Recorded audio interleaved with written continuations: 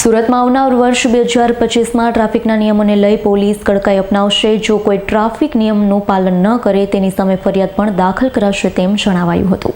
આવનાર નવું વર્ષ 2025થી સુરત પોલીસ ટ્રાફિકના નિયમો માટે કડકાઈ અપનાવશે। ટ્રાફિક સહિતના નિયમોનું શહેરીજનોને કડક પાલન કરવું પડશે। જો નહીં કરો તો પોલીસ કાર્યવાહી માટે રહેવું પડશે તૈયાર। સુરતમાં જાહેર રસ્તા પર સ્પીડિંગ કરનાર લોકો સામે ફરિયાદ થશે। શહેર પોલીસ અને પાલિકા સંકલન સાંધી કાર્યવાહી કરશે। સીસીટીવી કેમેરાની મદદથી ગંદકી કરનારાને પોલીસ શોધી ફરિયાદ દાખલ કરશે। ઉપરાંત શહેર પોલીસ 45 દિવસ બાદ હેલ્મેટની ચુસ્ત અમલવારી કરશે। 45 દિવસ સુધી વાહન ચાલકોને હેલ્મેટ પહેરવા અપીલ કરશે। શાળા કોલેજ સહિતની સંસ્થાઓમાં હેલ્મેટ અંગે જાગૃતિ અભિયાન ચલાવશે। ત્યારબાદ હેલ્મેટ ન પહેરનારા વાહન ચાલકો સામે ચુસ્ત અમલવારી થઈ કડક કાર્યવાહી કરાશે। ટ્રાફિક સિગ્નલ તોડનારા લોકો સામે પોલીસ ફરિયાદ થશે। લાલ સિગ્નલ થયા બાદ પણ સિગ્નલ તોડી વાહન હંકારતા ચાલકો સામે ગુનો દાખલ થશે। સુરત પોલીસ કમિશનર આપી માહિતી અને કહ્યું છે, સુરત પોલીસનું વર્ષ 2025 રોડમેપ તૈયાર છે। રાજ્ય ગૃહમંત્રીની અધ્યક્ષતામાં મળેલી બેઠકમાં રોડમેપ તૈયાર કરાયો છે। ટ્રાફિકની વ્યવસ્થાને વધુ સુદૃઢ બનાવવા અંગેની દિશામાં પણ પ્રયાસ કરાશે।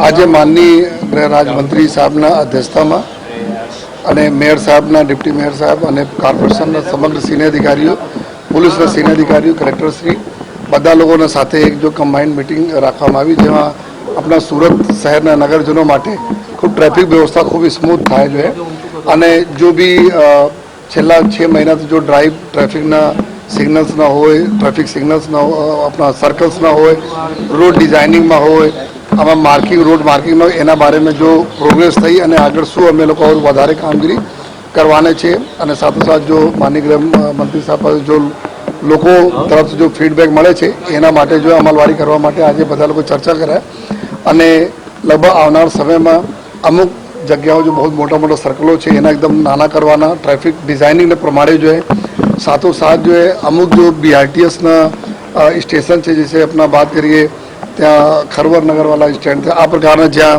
વધારે જો લોકોને ટ્રાફિક માટે જો નડે છે, વધારે વિશાળ હોવાના કારણે એના કઈ પ્રકાર જો એની સ્ટ્રીમિંગ કરીએ કે ટ્રાફિક વ્યવસ્થા સારી થાય। जो है अपना बहुत सारा एरिया, आउटग्रोथ एरिया जो અત્યારે શહેરમાં जो है ભેળવામાં આવેલા છે કોર્પોરેશનમાં અને ટૂંક સમયમાં પોલીસમાં બી આવવાના છે એરિયા, તો આ વિસ્તારમાં જો ટ્રાફિક સિગ્નલના સીસીટીવી કેમેરા લગાવવાની વ્યવસ્થા માટે એના માટે બી ચર્ચાઓ કરવામાં આવી જોઈએ અને આવનાર સમયમાં अपने प्रजाजनों जो आ हेल्मेट ना उपयोग करवा माटे पहले अमे लोग अवेरनेस लगभग करीब 45 दिवस जेटला अमे लोग पहले अलग अलग स्कूल कॉलेजेस में, अपना इंडस्ट्रीज में, अलग अलग संस्थाओं में जो है जैने जो लोगों ने समझ पाड़ी जो है एना पछी 45 डेज पछी अमे लोग टाइमलाइन नक्की अत्यारे करवा जई रह्या छीए।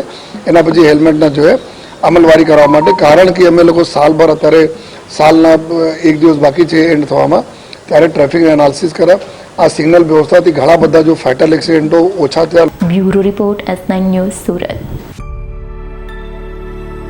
અમારી તમામ માહિતીથી અપડેટ રહેવા માટે જોડાયેલા રહો S9 ન્યૂઝ સાથે।